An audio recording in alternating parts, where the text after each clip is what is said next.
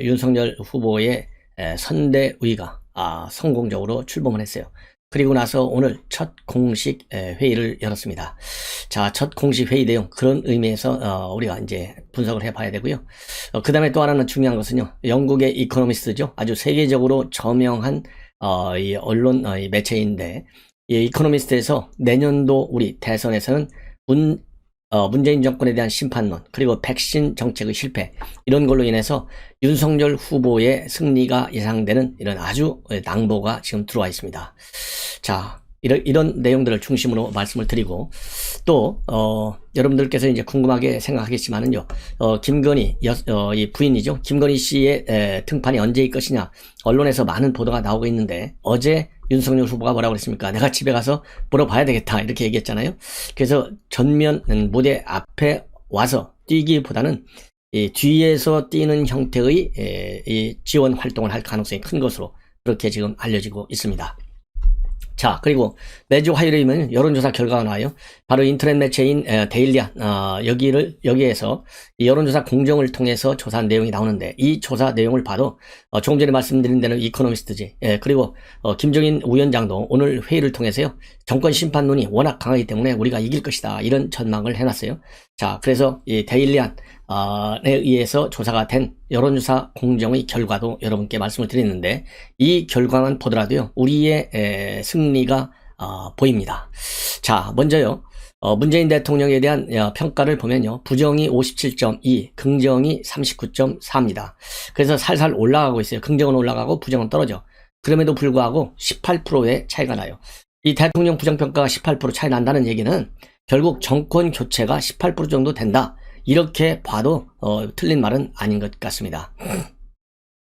그래서 이 서요한 여론조사 공정 대표, 이 해석을 어떻게 하고 있냐면, 문재인 대통령의 임기 말 지도자는 긍정평가가 30% 중후반대, 부정평가는 50% 후반에서 60% 초반대로 어느 정도 굳혀져 가는 것으로 볼 수 있고, 큰 이변이 없는 한 대선까지 현재의 기조를 유지할 것으로 보인다, 이렇게 전망하고, 그리고 이제 정당 지지도를 보면요, 국민의힘 지지도는 34.3, 그래서요, 지난주에 33%에서 1.3이 올라갔고, 그리고 민주당은 거의 같아요. 30.9입니다. 그리고 이 국민의당 안철수당이죠, 9.2, 그 다음에 열린민주당이 4.7, 그 다음에 정의당이 3.9가 됩니다. 이와 관련해서요, 이 여론조사 공정 서 대표는 민주당 지지율이 답보 상태인 것은 1호 영입인사 조동연의 사생활 논란으로 인한 낙마, 그 다음에 명락대전, 아직도 이낙연 대표 전혀 도와주지 않고 있죠. 그 다음에 당원 게시판이 중단됐어요. 그래서 이 당원 게시판은 내달이니까 내년 1월 2일부터 실명으로만 올리게 해놨어요. 이게 뭐 독재 아니고 뭐가 있습니까? 이런 친문지층의 반발, 이런 것들이 복합적으로 작용했기 때문이다. 그리고 국민의힘 지도는 당내 갈등이 주말새 봉합되면서 일부 결집해서 소폭 상승했다, 이렇게 평가를 하고 있습니다. 자, 그리고요, 내년도 투표 여부와 관련해서는요, 내년에는 지금 여러분들 정권 심판 여론이 굉장히 강하잖아요. 이 정권 심판하는 사람들은요, 무조건 투표하겠다는 거예요. 그래서 어느 여론조사를 보든지 내년에 투표하겠다는 반드시 이 의사를 표명한 사람들이 80%가 넘어요. 그래서 투표하겠다가 83.7%, 또 투표를 안 할 수도 있다 상황에 따라서 9.4, 투표하지 않겠다가 2.3, 그래서요, 투표 반드시 하겠다가 83%, 안 하겠다가 한 10% 내외. 그래서요, 내년도 대선 투표율은 그 어느 때보다도 상당히 높아질 것이다, 이런 결론이 나오는 대목입니다. 자, 이번에는요, 또 이 후보를 지지하는 이유에 대해서 물었어요. 후보를 지지하는 이유를 물어보니까 이것도 지금 잘못되어 있어요.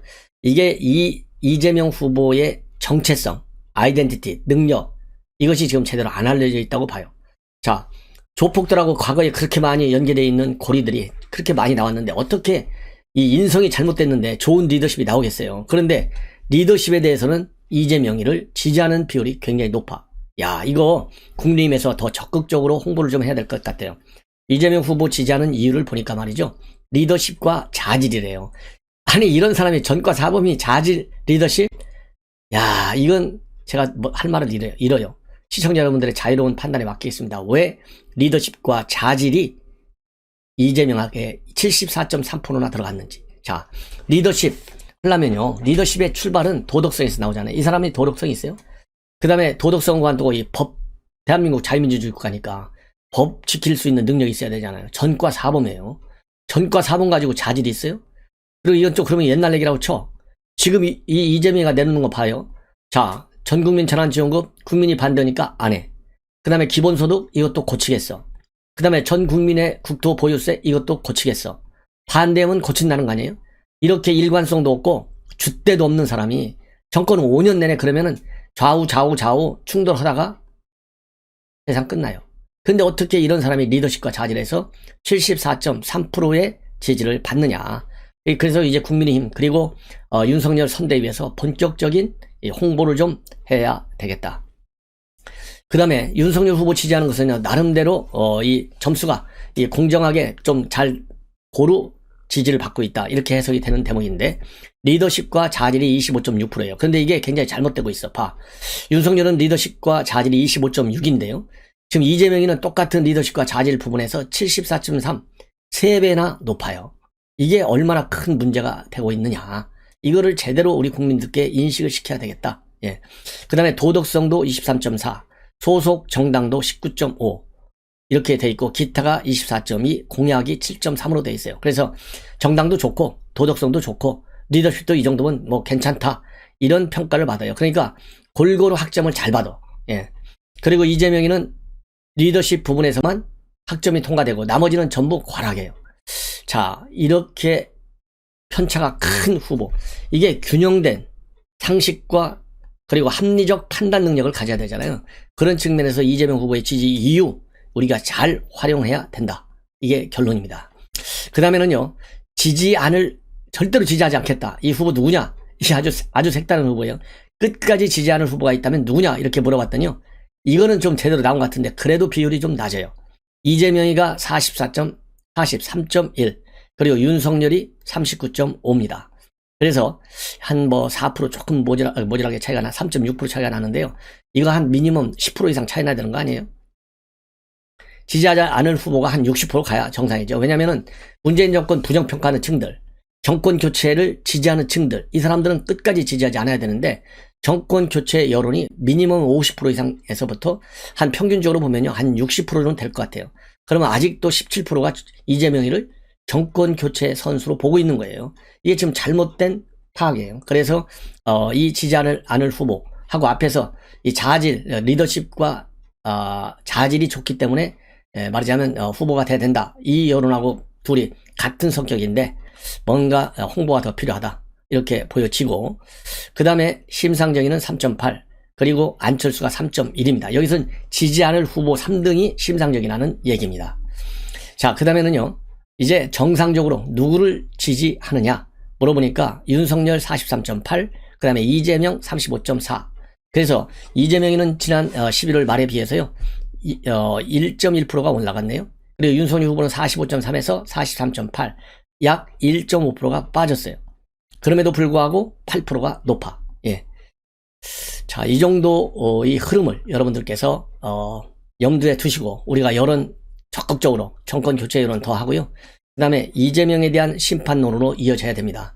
문재인 정권 심판론은 이재명 심판론이지 어떻게 이재명이가 정권 교체합니까? 이재명 정권은요. 보나마나 뻔해. 문재인 정권 우리가 아주 정말 진절머리가 나잖아요.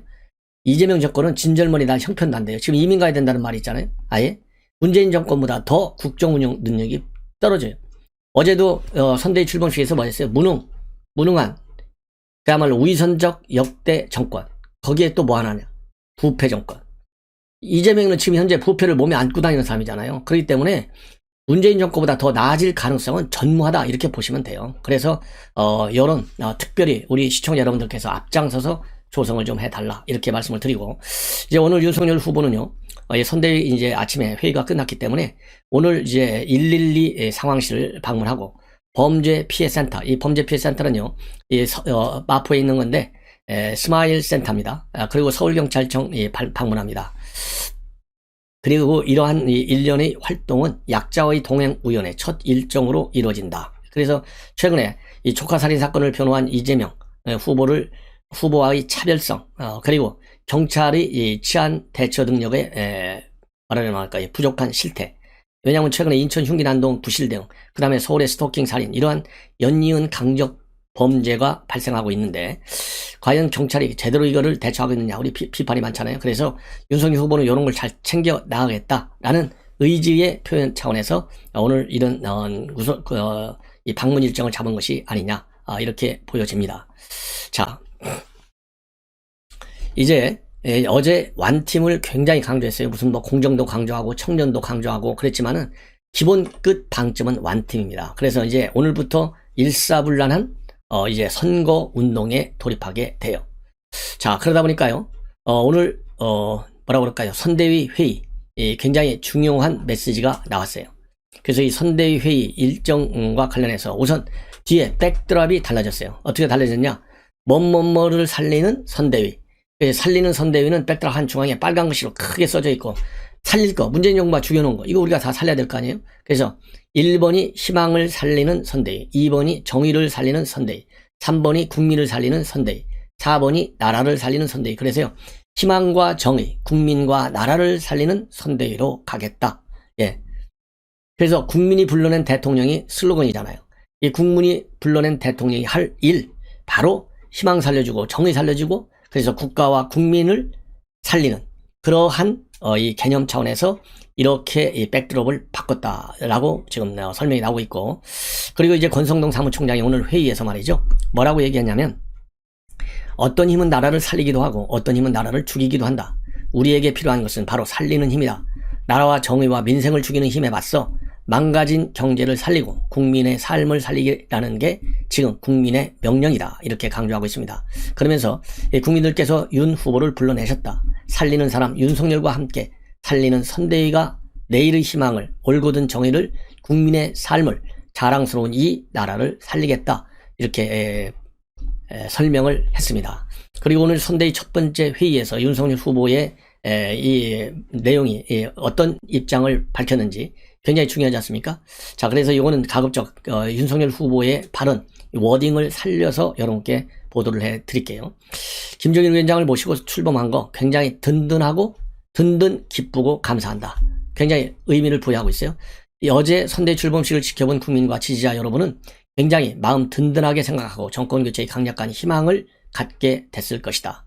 중앙선대위는 전략기획으로 선거운동의 방향을 이끌지만 국회의원 선거구의 당원협의회가 정말 열심히 뛰어야 한다. 국회의원과 당협위원장들이 열심히 해주길 부탁한다. 그러니까 밑에 발바닥 조직들이 열심히 뛰어라 이런 당부의 메시지고, 선대위는 열심히 뛸 수 있는 지침, 기획을 잘 할 것이다. 그러면 내려주는 지침에 따라서 이 당협위원장들 좀 뛰어달라 당부를 하고 있는 내용인데, 올바르게 이 선거의 말하면 머리 그리고 이 발 이거를 잘 짚은 것 같습니다. 그리고 당이라는 것은 조직이 아니겠나. 이번 대선을 통해 당이 더 강해지고 튼튼한 조직을 갖게 되고 앞으로 선거 승리로 차기 정부를 맡게 될 때 강력한 국정 운영의 동력이 당원으로부터 나온다. 이렇게 입장을 밝혔어요. 그리고 어제 선대위 출범식에서 2030 시민대표로 연설한 사람이 2명인데 바로 나는 국대다. 여기에서 토론 배틀에 참여해서 했던 김민규 18세, 백지원 27세 이 2명이 연설했어요. 이 2명 연설을 듣고 깊은 감명을 받았다. 우리 청년들이 이렇게 똘똘한 줄 몰랐다. 제가 다음에 연설을 하려니까 조금 부끄러웠다. 그러면서요. 청년을 국정의 동반자로 선언하길 정말 잘했다는 생각이 든다. 이렇게 입장을 밝혔습니다. 자, 그러면서 권선동 사무총장한테 지시를 했어요. 뭘 지시했느냐? 저런 친구들을 메시지팀에 합류시켜서 메시지 최종 감수를 하게 해야 한다. 그들의 시각으로 메시지를 내야 한다. 이렇게 메시지팀 합류 방안을 지시했고, 참고적으로 어제 김민규 씨하고 이 백지원 씨 어제 연설했잖아요. 이 고3 김민규 씨 연설이 굉장히 많은 갈채를 받았어요. 우리의 컨셉은 불협화음이 되어야 한다. 이게 그러니까 이제 선대위 출범하기 전까지 불협화음 이거를 딛고 일어나야 된다는 것을 역설한 것이죠. 민주당과는 다르게 국민께 감동을 줄 수 있는 새로운 작품을 만들어야 한다고 얘기를 해서 상당한 인기를 얻었습니다. 그리고 오늘 회의에서요. 이준석 대표 어제 김민규 군의 연설은 많은 분에게 신선한 충격이었다. 젊은 세대가 많이 참여하는 선대위 구성이 목표다. 최근 공교롭게도 민주당에서는 고3 남진희 양을 선대위원장으로 임명했는데 그분의 직위보다 역할이 무엇이고 실질적인 공간이 주어지냐를 많은 젊은 세대가 지금 지켜보고 있다. 그러면서 민주당을 견제하고 있습니다. 자, 그런데 저희는 이 분야에서 1년 넘게 실적을 보유하고 있고 준비하고 있기 때문에 민주당에 따라올 테면 따라와 봐라 라고 말을 하겠다. 민주당은 준비가 돼 있지 않기 때문에 따라오려면 아마 다리 찢어지는 상황이 생길 것이다. 예. 절대로 어떤 경우에도 따라오지 못한다는 이 확고한 자신감을 가지고 있습니다. 저희는 이 분야에서 1년 넘게 실적을 보유하고 있고 준비하고 있기 때문에 민주당에 따라올 테면 따라와 봐라 라고 말하겠다라면서 이런 얘기를 한 거예요. 그러면서 우리 고3이 민주당 고3보다 나을 것이다 라는 게시글도 어제 밤에 올렸어요. 여기에 대해서 이탄희 민주당 의원이 반박을 하고 나섰는데 이제 고3도 갈라치기 하느냐 이렇게 반박을 하니까 또다시 오늘 내리쳤어요. 본래 이준석 대표 누가 반박하면 가만히 있고 꼭 맞받아치잖아요. 우리 고3 당원이 살려주는 것이 왜 갈라치기냐. 예. 우리 고3 당원기 살려주는 것이 왜 갈라치기냐. 자신 있으면 이탄희 의원님이 민주당 고3 선대위원장 연설 올려 홍보하시면 된다. 이렇게 짤막하게 응수를 하고 있습니다. 예. 자, 이렇게 해서 이제 이준석 대표 또 어제 밤에 이어서 오늘 또 한마디 했습니다. 그리고 이제 선대위가 출범하니까요. 모든 언론 국민이 과연 김종인과 김병준 제대로 협조 화해를 할 것이냐 아니면은 또 부딪힐 것이냐에 관심이 많아요. 자, 그래서 여기에서는 지금 현재 역할 분담이 긴밀히 논의되고 있다. 이준석 대표가 오늘 비공개 회의에서 밝혔다고 합니다. 그래서 이준석, 윤석열, 김병준 위원장이 긴밀히 논의를 통해서 선대위 업무 분장을 지금 정리하고 있다. 야권 일각에서 이런 우려가 나오지만은 두 사람의 역할 구분이 명확하기 때문에 충돌할 가능성은 별로 없을 것이다. 이렇게 얘기를 하고 있고, 다만 이제 김병준 위원장 그리고 김종인 위원장도요 절대 부딪히지 않을 것이다 라는 점을 강조해서 계속 이야기하고 있어요. 그렇지만 이제 부딪힐 수밖에 없을 것이다 라고 하는 전망의 단초는 어디에 있느냐. 예를 들어서 김병준 위원장은 문정권의 국가주의를 굉장히 비판하면서 자유주의를 강조하고 있고, 김종인 이 위원장의 경우에는 지금 코로나 상황인데 무슨 소리냐, 국가가 개입해야지, 국가주의를 강조하고, 이러니까 둘이 충돌한다 이런 시각을 갖고 있어요. 근데 김종인 위원장 김병준 위원장에 대해서요, 그분도 윤 후보가 대통령에 당선될 수 있도록 자기 역량을 최대한 발휘하는 역할을 하면 되는 것이다. 이렇게 입장을 내놓고 별로 충돌할 가능성은 별로 없다. 이렇게 짤로 얘기하고 있습니다. 자, 그리고 김종인 위원장도 오늘 선대위에서요, 제가 보기에는 이번 선거는 국민이 정권을 교체해야겠다는 열망이 높아서 우리 후보를 비롯해서 선대위가 별다른 큰 실수만 하지 않으면 정권을 가져올 수 있다는 확신을 갖고 있다. 이렇게 자신감을 표출하고 있고, 선거를 운영하는 주체, 즉 선대위가 일사불란하게 잡음 없이 진행이 돼야만 승리를 장담할 수 있다. 그러니까 내 말 잘 들으라는 얘기예요. 쉽게 얘기해서. 예. 그래서 선대위가 앞으로 여러 차례 모여서 의논할 수밖에 없는 상황인데, 가급적이면 좀 효율적인 방법으로 선대위가 운영될 수 있도록 다들 협력해 달라. 이렇게 지시를 하고 있습니다. 그러면서 우리가 후보를 중심으로 해서 자신감에 충만해야 한다. 어떤 피해의식에 사로잡혀서 혹시나 이런 생각을 하면 절대 금물이다. 그러면서요, 지난 서울시장 보궐선거 민심의 향배 아직도 살아있다. 보궐선거 때 보여준 민심을 우리가 어떻게 그대로 굳혀서 내년 선거에 효과를 볼 수 있을지, 이 점에 있어서는 전하 정책개발부서에서 지난번 서울시장 보궐선거에 무엇이 그와 같은 승리를 가져올 수 있었는지에 대해서 깊이 검토를 하고, 그걸 가지고 우리가 내년 대선에 어떻게 임해야 되는지 결론을 내면 더 효과적인 결과를 기대할 수 있다. 이렇게 입장을 밝혔습니다. 자, 그러면 모두에 말씀드린 대로요, 영국의 이코노미스트지, 이게 매년 출간하는 저서인 2022년 세계 대전망에서 국가별 전망을 하고 있어요. 예, The World Ahead 2022 이렇게 딱 돼 있는 이 책자인데요, 여기에서 윤석열 후보의 승리를 전망하고 있습니다. 그 이유인즉슨 진보주의 성향의 민주당은 대통령직과 의회의 압도적 과반수를 확보했지만 3월 선거에서 보수당 국민의힘 후보로 나선 윤석열이 현 정부의 부진한 백신 보급률에 대한 대중적 불만의 혜택을 받으면서 청와대 자리를 빼앗을 것이다. 이렇게 전망하고, 확정적 예산을 선호하는 민주당과 국민의힘이 내세우는 재정 보수주의 간 갈등이 정책의 진행을 지연시킬 것이다. 경제성장률은 2021년 완전히 회복한 후 둔화되겠지만 추세를 상행할 것이다. 이렇게 전망을 하고 있습니다. 예. 그리고 참고적으로 말이죠, 내년에 눈여겨야 할 트렌드로 민주주의 대 독재 정치. 왜냐하면 바이든은 민주주의, 시진핑은 독재잖아요. 이런 이 가치 대결을 지금 트렌드다. 그리고 전염병에서 풍토병으로 인플레이션 우려, 노동의 미래, 테크 기회에 대한 새로운 반발, 암호화폐의 성장, 기후위기, 여행 문제, 우주개발 경제, 정쟁의 불씨 10개 주제를 제시했습니다. 그리고 2022년도에 주목해야 할 22가지 신기술을 통해서 해양지구공학, 열펌프, 수소비행기, 이산화탄소 포집기술, 가상현실운동, 하늘을 나는 전기택시, 드론 배송, 우주관광, 웨어러블 건강추적기, 인공육과 인공생선을 소개하고 있습니다. 자, 그래서 이 한국어판 이제 곧 나올 텐데 한국경제신문이 독점 출간할 예정으로 이렇게 나오고 있습니다. 자, 그래서 이제 김종인 선대위가 출범하다 보니까요, 과연 파격 공약이 뭐가 될 것이냐라는 관심이 나올 수밖에 없는데, 1호 공약이 결국은 파격 공약이 아니겠습니까? 이 코로나로 망가진 경제를 살릴 내용, 그래서 이 코로나로 인한 양극화의 심화, 그리고 청년 일자리의 붕괴, 그래서 청년층을 살리는 문제, 이런 것들이 결국 파격 공약이 될 것이다. 저는 그렇게 전망이 되고요. 그 다음에 중요한 부분이 바로 소상공인 자영업자 손실 보상을 위한 100조 원 지원과 같은 파격적 공약이 나올 가능성이 크다고 저는 판단합니다. 김정인 위원장도 말이죠. 그동안에 작년에 코로나 사태가 단기적으로 끝나지 않고 중장기적으로 갈지도 모르니까 100조 원 정도 예산을 확보해서 자영업자, 소상공인 이런 사람들을 위해 생존과 생계를 어떻게 보장해 줄 것인가, 이런 생각을 해야 한다 이렇게 얘기했잖아요. 그러면서 국가가 극한 상황에 직면하면 통상적인 사고방식을 갖고는 해결을 못한다. 바로 이 점이 국가주의를 굉장히 강력히 주장하고 있는 거나 마찬가지 부분이에요. 자, 그런 걸 보면 이 파격적 1호 공약은 결국은 소상공인 자영업자 그리고 서민들의 생계와 관련된 내용이 주를 이룰 것이다, 이렇게 판단이 됩니다. 바로 이 대목은 이 강용석 변호사가 그야말로 생명을 걸고 이 카이젠을 찾아내겠다, 이렇게 입장을 어제 밝혔지 않습니까? 여기에 대해서 이거는 용납할 수 없다라고 다시 이제 조동현 측에서 말하자면 이 강용석 변호사한테 전달하는 경고의 메시지다, 이렇게 해석이 됩니다.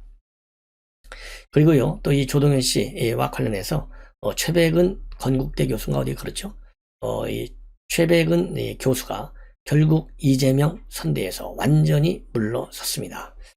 이 최백은 교수는요, 기본소득을 말하자면 설계한 사람이에요.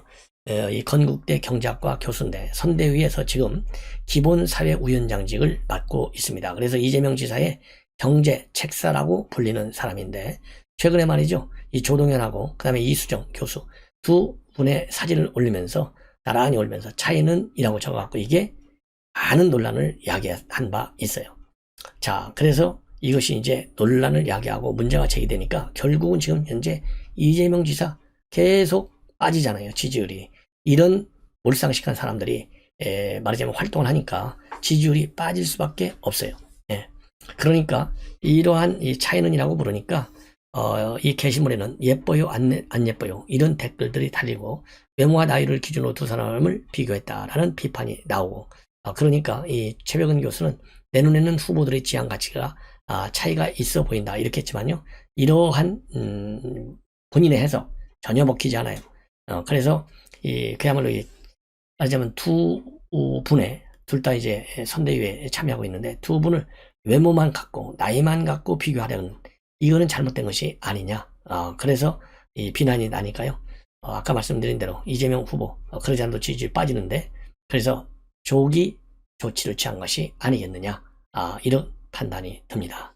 자, 그러면서 이 최백은 교수는 본인이 그만둔 것과 관련해서 어떠한 억측도 하지 말아라, 사양한다 그러면서요, 공동위원장을 사퇴하더라도 한 명의 시민으로서 이기 촛불 정부를 만드는데 함께 가겠다. 그리고 더 잘할 수 있는 일을 찾아가는 것일 뿐이고, 다른 위치에서 제가 할 수 있는 일은 또 계속 하겠다, 이런 입장문을 내놓고 있습니다.